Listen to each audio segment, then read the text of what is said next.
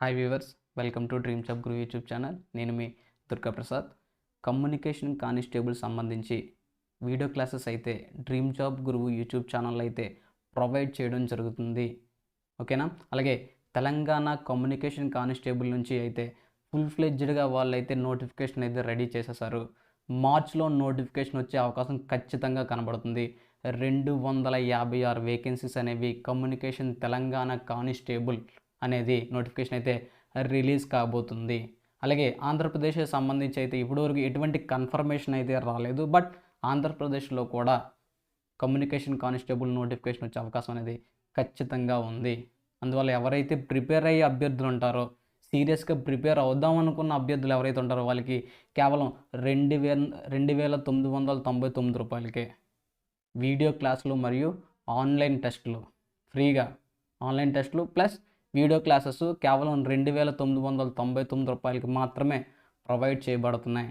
ఎవరైతే సీరియస్గా ప్రిపేర్ అయ్యే అభ్యర్థులు ఉంటారో వాళ్ళు ఖచ్చితంగా ఈ అవకాశాన్ని అయితే మీరు వినియోగించుకోండి. ఎందుకంటే ఏవైతే బయటన కోచింగ్ ఇచ్చే ఇన్స్టిట్యూట్స్ ఉన్నాయో చాలా ఎక్కువ కాస్ట్ తీసుకుంటూ మీకు ఇన్సఫిషియన్సీ నాలెడ్జ్ని అయితే వాళ్ళు ఇస్తున్నారు. ఓకేనా? అందువల్ల ఎవరైతే సీరియస్గా ప్రిపేర్ అయ్యే అభ్యర్థులు ఉంటారో ఖచ్చితంగా ఈ యొక్క అవకాశాన్ని మీరు వినియోగించుకోండి. కేవలం 2,999 రూపాయలకి మాత్రమే ఆన్లైన్ క్లాసులు మరియు ఫ్రీ ఆన్లైన్ టెస్టులు మీకు ప్రొవైడ్ చేయడం జరుగుతుంది. దీనికి ముందు కొన్ని వీడియో క్లాస్ అయితే మనం యూట్యూబ్ ఛానల్ అయితే ప్రొవైడ్ చేస్తాం. చూడలేని అభ్యర్థులు ఎవరైనా అయితే మీరు ఖచ్చితంగా చూడండి. డిస్క్రిప్షన్ లింక్లో మీకు ఆ వీడియోస్ లింక్స్ అయితే ప్రొవైడ్ చేస్తాను. అలాగే ఈరోజు క్లాస్ వచ్చేసరికి సిలబస్లో క్లాసిఫై చేశాను నేను. Electrical, electronics, communication and computers, ఇలా 4 సబ్ టాపిక్స్ కింద నేను డివైడ్ చేస్తాను. వాటిలో మళ్ళీ సెమీ సబ్ టాపిక్స్ కింద కొన్ని యూనిట్స్ నేను డివైడ్ చేస్తాను. దానికి సంబంధించి resistors and classification and resistors and its applications అనే వీడియో క్లాస్ అయితే ప్రొవైడ్ చేశాను. ఆ వీడియోస్ కూడా మీరు ఖచ్చితంగా చూడండి. అలాగే ఈరోజు ఏంటంటే ఎలక్ట్రికల్ లాస్ ఏదైతే క్లాసిఫై చేశానో దానికి సంబంధించి ఈరోజు మీకు క్లాస్ అయితే ప్రొవైడ్ చేయబోతున్నాను. ఏదైతే ఎలక్ట్రికల్ లాస్ ప్రొవైడ్ చేశానో అందులో Ohm's law and Kirchhoff law, ఇది most important. Ohm's law and Kirchhoff law previous year ఎగ్జామినేషన్లో కూడా Ohm's law and Kirchhoff laws నుండి థియరిటికల్ క్వశ్చన్స్ అడిగారు. అలాగే ప్రాబ్లమేటిక్ పార్ట్ కూడా అడగడం అయితే జరిగింది. ఇలా totally Ohm's law and Kirchhoff laws ఏవైతే సబ్జెక్టులో నేను సిలబస్ని మెన్షన్ చేశామో దానికి టోటల్గా 2 పార్ట్స్ కింద అయితే మీకు ఈ వీడియోస్ని అయితే ప్రొవైడ్ చేయడం జరుగుతుంది. పార్ట్ 1లో ఓమ్స్ లా అండ్ కొన్ని ఇంపార్టెంట్ టాపిక్స్ అయితే ఎక్స్ప్లెయిన్ చేస్తాను. పార్ట్ 2లో and Kirchhoff laws and Watson bridge దీని గురించి అయితే మీకు ఎక్స్ప్లెయిన్ చేస్తాను. ఈరోజు వచ్చేసరికి ఓమ్స్ లా అండ్ కొన్ని ఇంపార్టెంట్ టాపిక్స్ అయితే ఈరోజు మీకు చెప్పబోతున్నాను. ఓమ్స్ లా ఈ టోటల్ ఈరోజు ఈ క్లాస్లో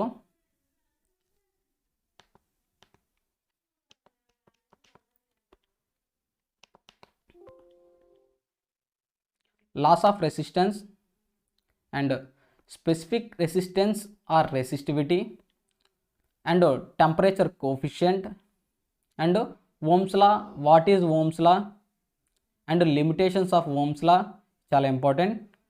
and electrical power and electrical energy, what is electrical power and what is electrical energy కూడా మీకు ఎక్స్ప్లెయిన్ చేయబోతున్నాను. టోటల్ ఈరోజు laws of resistance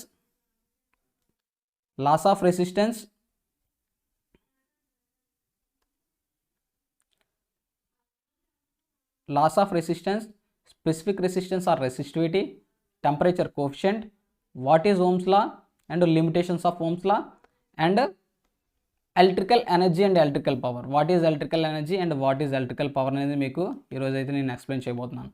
and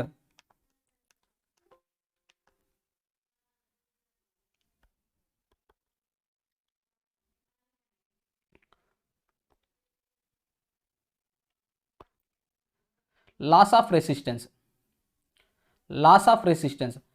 of resistance అంటే ఏంటంటే ఏదైతే ఏ ప్రాపర్టీ మీద ఒక ఎలిమెంట్ లేదా ఒక సబ్స్టెన్స్ యొక్క రెసిస్టెన్స్ అనేది డిపెండ్ అయి ఉంటుంది.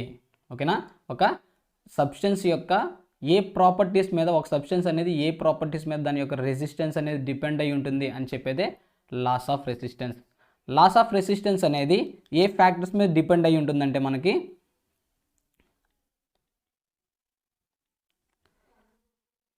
లెంత్ ఆఫ్ కండక్టర్, అంటే ఏదైతే కండక్టర్ ఉంటుందో కండక్టర్ యొక్క లెంత్ మీద డిపెండ్ అవుతుంది. అలాగే area of cross section and specific resistance రోతో మనం డినోట్ చేస్తాం దాన్ని. అలాగే and temperature of the conductor.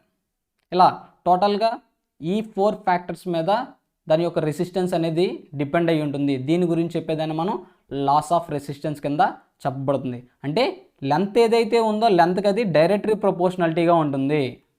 ఓకేనా, డైరెక్ట్లీ ప్రపోర్షనాలిటీగా ఉంటుంది. అండ్ అలాగే ఏరియా ఆఫ్ క్రాస్ సెక్షన్కి ఇన్వర్స్లీ ప్రపోర్షనాలిటీగా ఉంటుంది. అలాగే ఏదైతే ఒక సబ్స్టెన్స్ యొక్క రెసిస్టెన్స్ ఉందో స్పెసిఫిక్ రెసిస్టెన్స్ మీద డిపెండ్ అవుతుంది. అలాగే టెంపరేచర్ మీద కూడా డిపెండ్ అవుతుంది. చాలా important. Which of the following factors not effect the resistance of the substance అని అడుగుతారు క్వశ్చన్. ఓకేనా, ఈ 4 ఫ్యాక్టర్స్ కూడా ఒక సబ్స్టెన్స్ యొక్క రెసిస్టెన్స్ మీద ఇంపాక్ట్ చూపించడం అనేది జరుగుతుంది. అలాగే లెంత్కి ఎలా ఉంటుంది, డైరెక్ట్లీ ప్రపోర్షనాలిటీగా ఉంటుంది.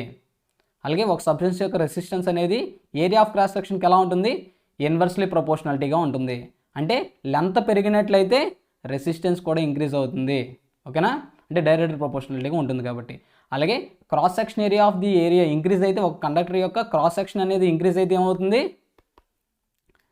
ఒక క్రాస్ సెక్షన్ అనేది ఇంక్రీజ్ అయితే ఏమవుతుంది అంటే లెంత్కి డైరెక్ట్లీ ప్రపోర్షనాలిటీగా ఉంటుంది అండ్ ఏరియా ఆఫ్ క్రాస్ సెక్షన్కి ఇన్వర్స్లీ ప్రపోర్షనల్. అంటే లెంత్ అనేది ఇంక్రీజ్ అయినట్టయితే రెసిస్టెన్స్ అనేది ఇంక్రీజ్ అవుతుంది.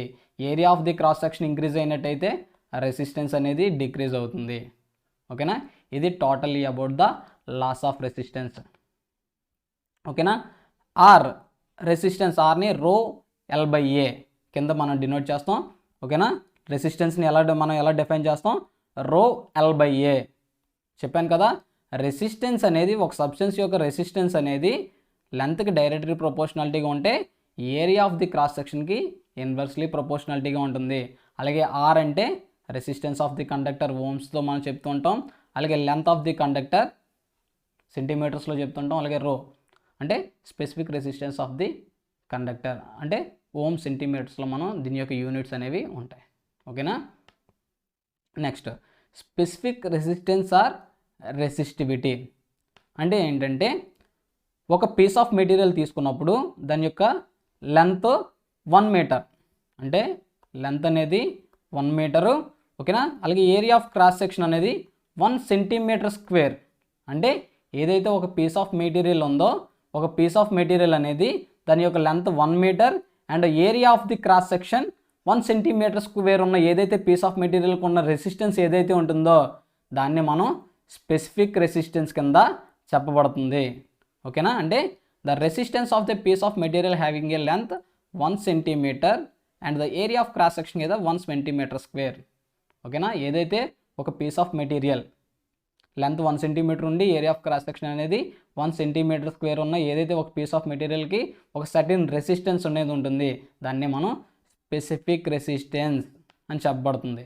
ఓకేనా, అలాగే డిఫరెంట్ మెటీరియల్స్కి ఒక స్పెసిఫిక్ రెసిస్టెన్స్ ఉంటుంది. ఈ వాల్యూస్ మీరు గుర్తుంచుకోవాల్సిన లేదు. బట్ ఎలా అడుగుతారంటే specific resistance or resistivity base చేసుకొని బిలో మెటీరియల్స్ ఏవైతే బిలో ఇచ్చిన సబ్స్టెన్సెస్ని అసెండింగ్ ఆర్డర్ ఆర్ డిసెండింగ్ ఆర్డర్లో అరేంజ్ చేయండి అని అడుగుతాడు క్వశ్చన్. అలాంటి సందర్భాల్లో ఈ న్యూమరికల్ వాల్యూ అనేవి డిఫైన్ అవుతాయి. లేదా ఒక టెంపరేచర్ ఆఫ్ ది సబ్స్టెన్స్, ఓకేనా, ఒక రెసిస్టెన్స్ యొక్క టెంపరేచర్ కనుగొనండి అని చెప్పి ఒక స్పెసిఫిక్ రెసిస్టెన్స్ ఇచ్చి వాల్యూస్ని క్యాలిక్యులేట్ చేయమంటారు. అలాంటి సందర్భాల్లో స్పెసిఫిక్ రెసిస్టెన్స్ వాల్యూ డైరెక్ట్గా ఇవ్వడం జరుగుతుంది. ఓకేనా, స్పెసిఫిక్ రెసిస్టెన్స్ వాల్యూ అలాంటి కండిషన్స్లో డైరెక్ట్గా ప్రొవైడ్ చేస్తారు. కానీ అలాగే ఏ సందర్భాల్లో అయితే రెసిస్టెన్స్ వాల్యూని డైరెక్ట్గా ప్రొవైడ్ చేయరో, ఓకేనా, అలాంటి సందర్భాల్లో అసెండింగ్ ఆర్డర్ ఆర్ డిసెండింగ్ ఆర్డర్లో స్పెసిఫిక్ రెసిస్టెన్స్ వాల్యూ బేస్ చేసుకొని అరేంజ్ చేయమని చెప్పి క్వశ్చన్స్ అనేవి అడుగుతారు. ఓకేనా, అలాంటి సందర్భాల్లో మనకి స్పెసిఫిక్ రెసిస్టెన్స్ వాల్యూస్ అయితే యూజ్ అవుతాయి. అందువల్ల వీటిని మీరు రిమెంబర్ చేసుకోవాల్సి ఉంటుంది. అలాంటి సందర్భాల్లో మాత్రం మీకు యూజ్ అవుతుంది. నెక్స్ట్, ఓకేనా, అలాగే ఇక్కడ ఏవైతే 1.64 ఆర్ 10⁻⁻⁻6, ఓకేనా, ఇది సిల్వర్ యొక్క స్పెసిఫిక్ రెసిస్టెన్స్ అంతా 1.64 ఇంటూ 10⁻⁻6. ఓకేనా, అలా కాకుండా ఎంకేఎస్ యూనిట్లో ఇచ్చినట్లయితే, ఓకేనా, 10⁻⁶ ప్లేస్లో 10⁻⁻8 తీసుకుంటాం అంతే. ఓకేనా, ఎంకేఎస్లో వాల్యూస్ వచ్చేసరికి 10⁻⁻8 కింద చెప్పడం అనేది జరుగుతుంది. ఓకేనా, next temperature coefficient. Temperature coefficient అంటే ఏంటంటే ఒక టెంపరేచర్ అనేది ఇంక్రీజ్ అయినప్పుడు దాని resistance, the rate of resistance, ఓకేనా, లేదా రెసిస్టెన్స్ చేంజ్ ఫ్యాక్టర్ ఏదైతే ఎలా ఉంది అని చెప్పేది టెంపరేచర్ కోఎఫిషియంట్. అంటే టెంపరేచర్ పెరిగినప్పుడు రెసిస్టెన్స్ పెరుగుతుందా, లేదా టెంపరేచర్ పెరిగినప్పుడు రెసిస్టెన్స్ తగ్గుతుందా అనేది చెప్పేదే టెంపరేచర్ కోఎఫిషియంట్. అంటే రెసిస్టెన్స్ అనేది ఇంక్రీజ్ అయినప్పుడు టెంపరేచర్ అనేది ఇంక్రీజ్ అయినప్పుడు రెసిస్టెన్స్ అనేది ఎలా చేంజ్ అవుతుంది అని చెప్పేదే టెంపరేచర్ కోఎఫిషియంట్. ఓకేనా. The resistance change factor per degree Celsius, అంటే పర్ డిగ్రీ సెల్సియస్కి ఈ టెంపరేచర్ అనేది ఇంక్రీజ్ అయినప్పుడు ఒక కండక్టర్ లేదా ఒక సబ్స్టెన్స్లో రెసిస్టెన్స్ చేంజ్ అనేది ఎలా ఉంటుంది అని చెప్పేదే టెంపరేచర్ కోఎఫిషియంట్. దీని రెసిస్టర్స్లో మనం చెప్పినప్పటికీ టెంపరేచర్ కోఎఫిషియంట్ ఆఫ్ రెసిస్టెన్స్ అనేది చెప్పడం జరుగుతుంది. ఇది టోటల్గా 2 టైప్స్గా ఉంటుంది, positive temperature coefficient and negative temperature coefficient. Positive temperature coefficient ఏంటి? టెంపరేచర్ అనేది ఇంక్రీజ్ అయినప్పుడు రెసిస్టెన్స్ కూడా ఇంక్రీజ్ అవుతుంది, దాన్ని పాజిటివ్ టెంపరేచర్ కోఎఫిషియంట్ అనేది చెప్పడం జరుగుతుంది. దీంట్లో ప్యూర్గా మనం మెటల్స్లో అబ్జర్వ్ చేస్తాం, మెటల్స్లో పాజిటివ్ టెంపరేచర్ కోఎఫిషియంట్ అనేది అబ్జర్వ్ చేస్తాం. మరి టెంపరేచర్ ఇంక్రీజ్ అయినా లేదా టెంపరేచర్ డిక్రీజ్ అయినా రెసిస్టెన్స్ అనేది చేంజ్ అవ్వకుండా ఉండాలి అంటే ఏం చేయాలంటే మనం అలోయింగ్ మెథడ్ అనేది వాడతాం. అలోయింగ్ మెథడ్స్ అనేవి వాడుతూ మెటల్స్కి అలోయింగ్ మెథడ్స్ అనేవి వాడుతూ టెంపరేచర్ కోఎఫిషియంట్ అనేది 0 అచీవ్ చేస్తాం. ఏదో పాజిటివ్ అచీవ్ చేయం లేదా నెగిటివ్ అనేది రాకుండా 0 అనేది అచీవ్మెంట్ కోసం టెంపరేచర్ ఏదైతే మెటల్స్కి అలోయింగ్ మెథడ్స్ అంటే ఏంటంటే కొన్ని ఇంప్యూరిటీస్ అనేవి యాడ్ చేస్తాం, మెటల్కి కొన్ని ఇంప్యూరిటీస్ అనేవి యాడ్ చేయడం, ఏదైతే ఇంప్యూరిటీస్ని యాడ్ చేసే మెథడ్ ఏదైతే ఉందో దాన్ని అలోయింగ్ మెథడ్ అంటాం. మెటల్స్కి అలోయింగ్ మెథడ్ చేయడం ద్వారా మనం టెంపరేచర్ కోఎఫిషియంట్ అనేది 0గా మనం అచీవ్ అవ్వచ్చు. అంటే టెంపరేచర్ ఇంక్రీజ్ అయినా లేదా టెంపరేచర్ డిక్రీజ్ అయినా దాని యొక్క రెసిస్టెన్స్ మీద ఎటువంటి ఇంపాక్ట్ చేయకుండా ఉండే మెథడ్ ఏంటి? Allowing method. ఎక్కడ మనం మెటల్స్కి అనేది అలోయింగ్ మెథడ్ అనేది మనం చేయడం జరుగుతుంది. అలాగే నెగిటివ్ టెంపరేచర్ కోఎఫిషియంట్ అంటే టెంపరేచర్ అనేది ఇంక్రీజ్ అయితే రెసిస్టెన్స్ అనేది డిక్రీజ్ అవుతుంది. ఎక్కువగా మనం ఇది ఎందులో అబ్జర్వ్ చేస్తాం? సెమీ కండక్టర్స్లో మనం ఇది అనేది అబ్జర్వ్ చేయడం అనేది జరుగుతుంది. సెమీ కండక్టర్స్లో మనం ఇది ఎక్కువగా అబ్జర్వ్ చేస్తాం. ఓకేనా, సెమీ కండక్టర్స్లో మనం ఇది అబ్జర్వ్ చేస్తాం. అలాగే సెమీ కండక్టర్స్లో మనం ఇది అబ్జర్వ్ చేస్తాం. అంటే టెంపరేచర్ ఇంక్రీజ్ అయితే రెసిస్టెన్స్ అనేది డిక్రీజ్ అయింది. Germanium, carbon, silicon. ఓకేనా, జెర్మేనియం, కార్బన్, సిలికాన్ ఏవైతే సెమీ కండక్టర్స్ ఉంటాయో వాటిల్లో టెంపరేచర్ అనేది ఇంక్రీజ్ అయితే రెసిస్టెన్స్ అనేది డిక్రీజ్ అవుతుంది. ఓకేనా, దీన్ని ఏ ఫామ్లో చెప్తామంటే ఆర్టీ టెంపరేచర్ ఆఫ్ కోఎఫిషియంట్ అనేది మనం R T equal to R0 into 1 plus alpha టీగా మనం డిఫైన్ అనేది చేస్తాం. ఓకేనా, టెంపరేచర్ కోఎఫిషియంట్ ఇది చాలా ఇంపార్టెంట్ ఫార్ములా. ఎందుకంటే మనకి ఒక రెసిస్టెన్స్ యొక్క టెంపరేచర్ కనుగొనమని చెప్పి ప్రాబ్లమేటిక్ పార్ట్ ఇచ్చినప్పుడు అలాంటి సందర్భాల్లో ఈ ఫార్ములా అనేది మీకు యూజ్ అవుతుంది. ఆర్టీ అంటే రెసిస్టెన్స్, అంటే ఒక సర్టెన్ టెంపరేచర్ అంటే 20 డిగ్రీస్ టెంపరేచర్ దగ్గర 20 డిగ్రీ సెల్సియస్ ఏదైతే 20 డిగ్రీ సెల్సియస్ ఉందో అక్కడ రెసిస్టెన్స్ యొక్క టెంపరేచర్ ఉంటుంది. ఆ వాల్యూ ఇచ్చినప్పుడు ఆర్టీ కింద తీసుకోవడం జరుగుతుంది. అలాగే 0 డిగ్రీ సెల్సియస్ ఉన్నప్పుడు రెసిస్టెన్స్ యొక్క వాల్యూ R0. అలాగే ఆల్ఫాని మనం టెంపరేచర్ కోఎఫిషియంట్ కింద తీసుకుంటాం. అలాగే టెంపరేచర్ని 0 డిగ్రీ సెల్సియస్, ఓకేనా, దాన్ని టీ కింద తీసుకోవడం జరుగుతుంది. అలాగే దాన్ని మా ఆల్ఫాని డెరైవ్ చేసినప్పుడు ఏమవుతుంది? Alpha equal to RT minus R0 into T. ఇది temperature coefficient of resistance, temperature కోఎఫిషియంట్కి ఫార్ములా. అంటే ఒక రెసిస్టెన్స్ యొక్క టెంపరేచర్ అనేది క్యాలిక్యులేట్ చేయడానికి ఈ ఫార్ములా అనేది మీకు యూజ్ అవుతూ ఉంటుంది. అలాగే నెక్స్ట్ ఓమ్స్ లా అంటే ఏంటంటే చూడండి, ఓమ్స్ లా మీకు ఫస్ట్ నుండి తెలుసు. ఓమ్స్ లా అంటే ఏంటంటే ఎట్ కాన్స్టెంట్ టెంపరేచర్, ఓకేనా, at constant temperature the current flow in a circuit, ఓకేనా, the current flow in a circuit it directly proportional to the voltage in a circuit and inversely proportional to the resistance across the circuit అని చెప్తూ ఉంటాం. అంటే ఒక closed electrical సర్క్యూట్లో అందులో flow అయ్యే current అనేది అందులో సర్క్యూట్లో ఉండే వోల్టేజ్కి డైరెక్ట్లీ ప్రపోర్షనల్ గాను, అలాగే ఆ సర్క్యూట్లో ఉండే ఏదైతే రెసిస్టెన్స్ ఉంటుందో దానికి ఇన్వర్స్లీ ప్రపోర్షనాలిటీ గాను ఉండడం అనేది జరుగుతుంది. మనకి చాలా బాగా తెలుసు, ఎక్కువగా ఎగ్జామినేషన్లో అడుగుతుంటాడు I = లేదా V = లేదా R = అలా క్వశ్చన్ అనేది మీకు అడగడం అనేది జరుగుతుంది. అందువల్ల చాలామంది చాలా సందర్భాల్లో ఆ క్వశ్చన్కి అనేది మీరు రాంగ్ చేస్తూ ఉంటారు. అందువల్ల ఏంటంటే నేను ఒక ట్రయాంగిల్ మెథడ్ అనేది మీకు ఈరోజు చెప్పబోతున్నాను.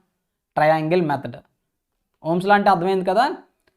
కరెంట్ అనేది ఒక సర్క్యూట్లో ఉండే కరెంట్ అనేది వోల్టేజ్కి డైరెక్ట్లీ ప్రపోర్షనాలిటీ గాను అండ్ రెసిస్టెన్స్కి ఇన్వర్స్లీ ప్రపోర్షనాలిటీ గాను ఉంటుంది. కానీ ఇలాంటి కండిషన్ ఏంటంటే at constant temperature only, at constant temperature. చెప్పాను దీనికి ముందే, ఒక సబ్స్టెన్స్ యొక్క రెసిస్టెన్స్ అనేది టెంపరేచర్ మీద రెసిస్టెన్స్ అనేది డిపెండ్ అయి ఉంటుంది. అందువల్ల ఏమవుతుంది, రెసిస్టెన్స్ అనేది కాన్స్టెంట్గా ఉన్న టెంపరేచర్ అనేది కాన్స్టెంట్గా ఉన్న సందర్భాల్లో మాత్రమే ఓమ్స్ లా అనేది అప్లికేబుల్ అవుతుంది. ఓకేనా, ఓమ్స్ లా అనేది అప్లికేబుల్ అవుతుంది. దీన్ని బట్టి మనం ఏం చేసుకోవచ్చు, టెంపరేచర్ కోఎఫిషియంట్ అనేది ఇంక్రీజ్ అవుతుంది లేదా డిక్రీజ్ అవుతుంది. ఓకేనా, కానీ టెంపరేచర్ అనేది కాన్స్టెంట్గా ఉన్న సందర్భాల్లో మాత్రమే ఓమ్స్ లా అనేది అప్లికేబుల్ అవుతుంది. అంటే కాన్స్టెంట్ టెంపరేచర్ ఉన్నప్పుడు ఒక సర్క్యూట్లో, క్లోజ్డ్ సర్క్యూట్, ఎలక్ట్రానిక్ సర్క్యూట్లో, ఒక క్లోజ్డ్ సర్క్యూట్లో కరెంట్ అనేది ఆ సర్క్యూట్లో ఉండే వోల్టేజ్కి డైరెక్ట్లీ ప్రపోర్షనాలిటీ గాను అలాగే రెసిస్టెన్స్కి ఇన్వర్స్లీ ప్రపోర్షనాలిటీ గాను ఉంటుంది. కాకపోతే ఎగ్జామినేషన్లో మనకి I = V = R = ఇలాంటి క్వశ్చన్స్ అనేవి ఎక్కువగా అడుగుతుంటాడు.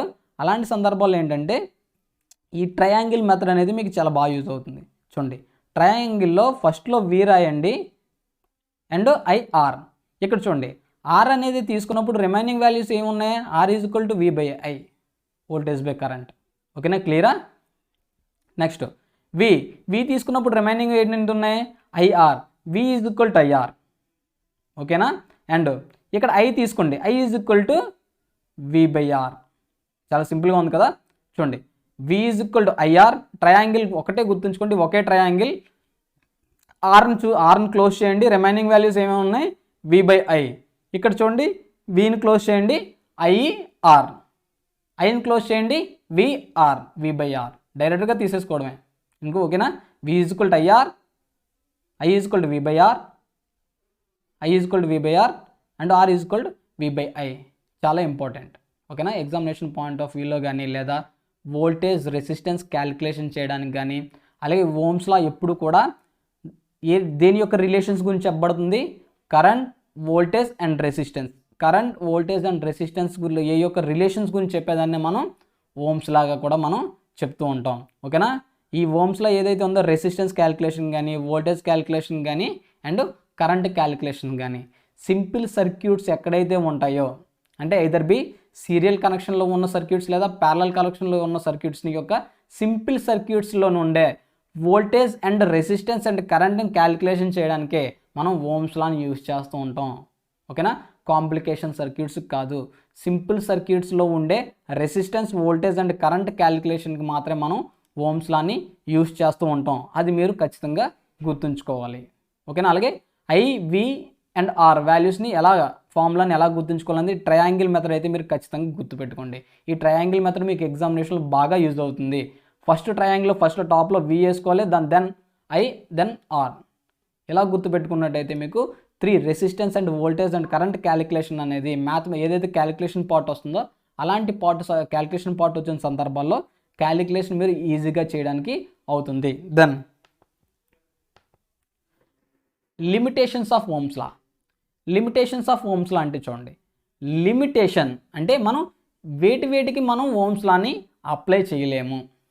దీనికి ముందే చెప్పేసా, టెంపరేచర్ అనేది కాన్స్టెంట్గా ఉన్న సందర్భాల్లో మాత్రమే ఓమ్స్ లా అప్లికేబుల్ అవుతుంది. అదర్ దెన్ ఓమ్స్ లా అనేది అప్లికేబుల్ కాదు అని మీకు ముందు చెప్పాను.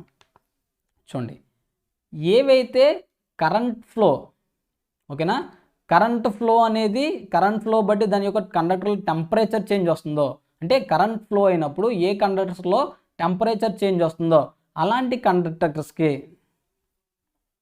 ఓకేనా, అలాంటి కండక్టర్స్కి ఓమ్స్ లా అనేది అప్లికేబుల్ కాదు. అంటే కరెంట్ ఫ్లో అయినప్పుడు టెంపరేచర్ చేంజ్ అయ్యే వాటికి, ఎందుకంటే temperature should be constant, temperature కాన్స్టెంట్గా ఉంటే మాత్రమే మనకి ఓమ్స్ లా అనేది అప్లై చేయగలం. అలాగే electrolytes in gases are liberator on the electrodes. ఏవైతే ఒక బ్యాటరీ తీసుకున్నప్పుడు బ్యాటరీలో ఎలక్ట్రోడ్స్ ఉంటాయి, ఎలక్ట్రోలైట్స్ ఉంటాయి. ఎలక్ట్రోలైట్స్ అనేవి గ్యాసెస్ రిలీజ్ చేస్తాయి. ఓకేనా, ఏ ఎలక్ట్రోలైట్స్ అయితే ఎలక్ట్రోడ్స్ దగ్గర గ్యాసెస్ అనేవి రిలీజ్ చేస్తాయో అలాంటి ఎలక్ట్రోలైట్స్కి ఓమ్స్ లా అనేది మనం అప్లై చేయలేము. ఓకేనా, ఎందుకంటే టెంపరేచర్ చేంజ్ అనేది అవుతుంది కాబట్టి. అలాగే ఏవైతే వ్యాక్యూమ్ ట్యూబ్స్ ఉంటాయో, గ్యాస్ ఫిల్డ్ ట్యూబ్స్ ఉంటాయో, ఓకేనా, gas filled devices and vacuum tubes ఉంటాయో వాటికి కూడా మనం ఓమ్స్ లా అనేది అప్లై చేయలేము, ఎందుకంటే అవి non linear devices. Non linear devices. ఇక్కడ linear and non linear devices అంటే ఏంటి? ఓకేనా, ఏదైనా ఒక సింపుల్ సర్క్యూట్ తీసుకున్నప్పుడు సర్క్యూట్స్ యొక్క పారామీటర్స్ ఏమని చెప్తాం? Resistor, inductor and capacitor. ఓకేనా, resistors and inductor and capacitor. ఏవైతే resistor and inductor capacitor values ఉంటాయో with respect to the voltage. ఓకేనా, అంటే వోల్టేజ్ లేదా కరెంట్ లేదా కరెంట్ యొక్క చేంజెస్ మీద దీని యొక్క వాల్యూస్ అనేవి ఎఫెక్ట్ చూపించకపోతే వాటిని లీనియర్ డివైజెస్ అని చెప్తుంటాం. ఓకేనా, అంటే టెంపరేచర్ లేదా కరెంట్ చేంజ్ అయినప్పుడు resistance, inductor and capacitor values ఏవైతే చేంజ్ కాకుండా ఉంటాయో అలాంటి డివైజెస్ని మనం లీనియర్ డివైజెస్ ఉంటాం. అలాగే టెంపరేచర్ లేదా కరెంట్ చేంజ్, అది వోల్టేజ్ లేదా కరెంట్ చేంజ్ వచ్చినప్పుడు రెసిస్టెన్స్, ఇండక్టర్ అండ్ కెపాసిటర్ యొక్క వాల్యూస్ చేంజ్ అయితే దాన్ని మనం నాన్ లీనియర్ డివైజెస్కి అని పిలవడం అనేది జరుగుతుంది. ఏవైతే నాన్ లీనియర్ డివైజెస్ ఉంటాయో వాటికి మనం ఓమ్స్ లా అనేది అప్లై చేయలేము. ఓకేనా, అంటే vacuum tubes and gas filled devices ఏవైతే ఉంటాయో వాటికి మనం ఓమ్స్ లా అనేది అప్లై చేయలేము. అలాగే దీనికి ముందే చెప్పాను మీకు, సెమీ కండక్టర్స్ కూడా ఓమ్స్ లా అనేది మనం అప్లై చేయలేము. ఓకేనా, సెమీ కండక్టర్స్ కూడా మనం అప్లై చేయలేము, ఎందుకంటే సెమీ కండక్టర్స్ యొక్క కండక్షన్ అనేది direction of the current flow మీద డిపెండ్ అయ్యి ఉంటాయి కాబట్టి మనం దాన్ని సెమీ కండక్టర్స్ కూడా మనం ఓమ్స్ లా అనేది అప్లికేబుల్ చేయలేము. అలాగే ఆర్క్ ల్యాంప్స్ కూడా, ఓకేనా, ఆర్క్ ల్యాంప్స్ కూడా మనం ఓమ్స్ లా అనేది అప్లై చేయలేము. ఇది చాలా ఇంపార్టెంట్. ప్రీవియస్ ఇయర్ ఎగ్జామినేషన్స్లో కూడా not only communication constable, any technical ఎగ్జామినేషన్లో కూడా లిమిటేషన్స్ ఆఫ్ ఓమ్స్ లా అంటే ఓమ్స్ లా అనేది అంటే ఏంటి, ఓమ్స్ లా మనం దేనికి అప్లై చేయలేము, ఈ రెండు తెలుసుకుంటే ఎలాంటి ఎగ్జామినేషన్లోనైనా సరే మీరు డెఫినెట్లీ మంచి స్కోర్ని అయితే పొందుతారు. నెక్స్ట్ ఎలక్ట్రికల్ పవర్ చెప్పే ముందు నేను dissipation power in resistor dissipation power, ఓకేనా, రెసిస్టర్ పవర్ డిస్పేషన్ అని చెప్తాను. రెసిస్టర్ పవర్ డిస్పేషన్ అంటే ఏంటంటే ఒక సర్క్యూట్లో వోల్టేజ్ అనేది కరెంట్ డ్రైవ్ చేస్తున్నప్పుడు, అంటే ఒక సర్క్యూట్లో వోల్టేజ్ అనేది అప్లై చేస్తున్నప్పుడు కరెంట్ అనేది ఫ్లో అవుతున్నప్పుడు ఒక రెసిస్టర్ ద్వారా, ఓకేనా, కొంత హీట్ అనేది ప్రొడ్యూస్ అవుతుంది. ఎందుకు హీట్ అనేది ప్రొడ్యూస్ అవుతుంది? రెసిస్టెన్స్ అంటే ఏంటి? Oppose the flow of current. ఏదైతే కరెంట్ని అపోజ్ చేసే ఫ్లోలో, అంటే రెసిస్టర్ని ఏదైతే ఎలక్ట్రాన్స్ ఫ్లో అవుతుంటే అది ఆపే ఫ్లోలో కొంత వర్క్ డన్ అనేది జరుగుతుంది. ఓకేనా, దాన్ని మనం ఎలక్ట్రికల్ పవర్ కింద చెప్పబడుతుంది. కొంత వర్క్ డన్ అనేది జరుగుతుంది. ఏదైతే వర్క్ డన్ జరుగుతున్న సందర్భాల్లో కొంత హీట్ అనేది ప్రొడ్యూస్ అవుతుంది. ఓకేనా, హీట్ అనేది ప్రొడ్యూస్ అవుతుంది. దాన్నే మనం పవర్ డిస్పేషన్ అని చెప్తాం. Resistor power dissipation.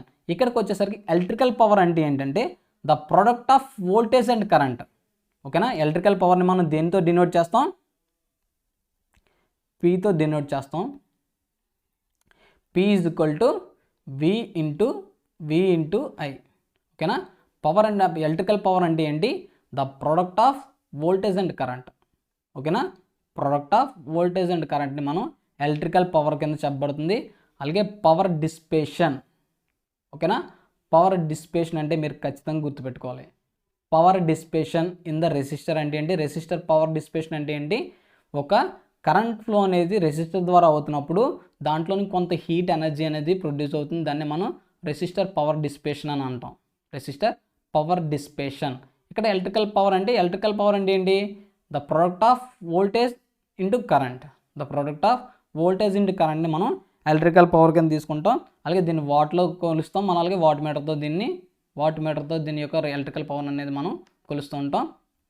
మీకు చెప్పాను product of power is equal to V into I. మనకి V తెలుసు, V is equal to IR. V is equal to IR into I. P is equal to I square R. P is equal to I square R. ఓకేనా. అలాగే ఇంకో ఫామ్లో ఎలా చెప్తుంటాం అంటే మనం P is equal to VI, V is equal to I is equal to V by R కదా. అందువల్ల అలాగే P is equal to V square by R. P is equal to V square by R. ఇక్కడ చూడండి, current values ఇవ్వకుండా voltage values ఇచ్చి electrical power కనుగొనమన్నప్పుడు ఈ formula మీకు use అవుతుంది. ఓకేనా. వోల్టేజ్ వాల్యూ ఇవ్వకుండా current value and resistor value ఇచ్చి రెసిస్టెన్స్ వాల్యూ ఇచ్చి ఎలక్ట్రికల్ పవర్ క్యాలిక్యులేషన్ చేయమన్నప్పుడు ఈ ఫార్ములా మీకు అనేది యూజ్ అవుతుంది. ఎక్కడికి వెళ్ళినా సరే I values, V values and R values అనేవి సేమ్ ఫార్ములా అనేది రిపీట్ అవుతుంది. అలాగే పవర్ అంటే the product of voltage into current. The product of voltage into current is called electrical power. ఓకేనా. ఎలక్ట్రికల్ పవర్ ఓకే కదా. పవర్ డిసిపేషన్ కూడా clear కదా. Then electrical energy. Electrical energy అంటే ఏంటంటే ఒక యూనిట్ ఆఫ్ టైంలో, ఒక సర్టెన్ యూనిట్ ఆఫ్ టైంలో ఎంత పవర్ కన్జంప్షన్ చేస్తున్నాం అనేది ఎలక్ట్రికల్ ఎనర్జీ. ఎలక్ట్రికల్ ఎనర్జీ అంటే ఏంటి, ఒక యూనిట్ ఆఫ్ టైంలో ఎంత ఎలక్ట్రికల్ పవర్ అనేది కన్జంప్షన్ చేస్తున్నాం, ఒక పవర్ అనేది కన్జంప్షన్ చేస్తున్నాం అంటే దీన్ని ఎలక్ట్రికల్ ఎనర్జీని డినోటెడ్ బై ఈ P ఇంటూ టీ. మనకి P అంటే ఏంటి, VI ఇంటూ టీ. ఓకేనా. Is equal to VI into T. T for సెకండ్స్లో మనం చెప్తూ ఉంటాం.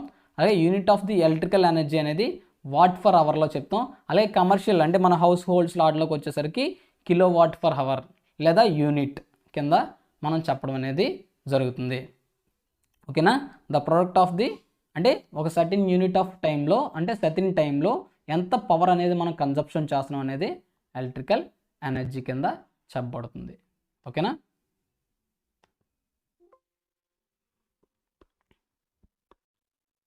నెక్స్ట్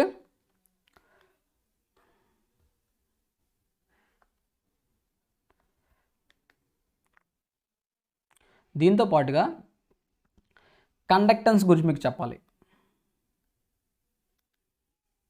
కండక్టెన్స్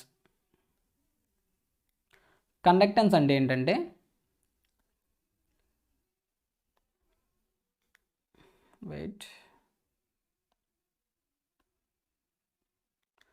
కండక్టెన్స్ అంటే ఏంటంటే